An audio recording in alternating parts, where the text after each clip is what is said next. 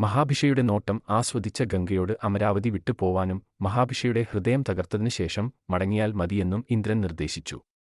ഹസ്തിനപുരി നഗരത്തിൽ പ്രതിഭയുടെ രണ്ടാമത്തെ പുത്രനായ ശന്തനുവായി മഹാഭിഷ പുനർജനിച്ചു. പ്രതിഭ രാജഭരണം മക്കൾക്ക് കൈമാറാൻ തീരുമാനിച്ചു. കിരീടം മൂത്തമകനായ ദേവാബിക്കായിരുന്നു ലഭിക്കേണ്ടിയിരുന്നത്. എന്നാൽ ദേവാബിക്ക് ത്വക്ക് രോഗം ഉണ്ടായിരുന്നു. ശാരീരിക വൈകല്യമുള്ള ഒരാൾക്ക് രാജാവാകാൻ കഴിയില്ലെന്ന് നിയമം വ്യക്തമായി പറയുന്നു. അങ്ങനെ ഇളയപുത്രനായ ശന്തനു രാജാവായി. ഒരു ദിവസം പ്രതിഭ ഒരു നദീതീരത്ത് ധ്യാനിച്ചിരിക്കുമ്പോൾ ഗംഗ വന്ന് മടിയിൽ വലതുഭാഗത്തിരുന്നു. സുന്ദരി, നിങ്ങൾ എന്റെ ഇടതുവശത്ത് ഇരുന്നുവെങ്കിൽ അതിനർത്ഥം നിങ്ങൾ എന്റെ ഭാര്യയാകാൻ ആഗ്രഹിക്കുന്നു എന്നാണ്. വലതുവശത്ത് ഇരിക്കുന്നു എന്നതിനർത്ഥം എന്റെ മകളാകാൻ ആഗ്രഹിക്കുന്നു എന്നാണ്. നിങ്ങൾ എന്താണ് ആഗ്രഹിക്കുന്നത്? ഗംഗ പറഞ്ഞു, എനിക്ക് താങ്കളുടെ മകൻ ശന്തനുവിനെ വിവാഹം കഴിക്കണം. ശന്തനു പിതാവിനെ കാണാൻ നദീതീരത്ത് വന്നു. അപ്പോൾ പ്രതിഭ പറഞ്ഞു, സുന്ദരിയായ ഗംഗ വിവാഹാഭ്യർത്ഥന നടത്തും. അവളുടെ ആവശ്യം നീ അംഗീകരിക്കണം, അതെന്റെ ആഗ്രഹമാണ്.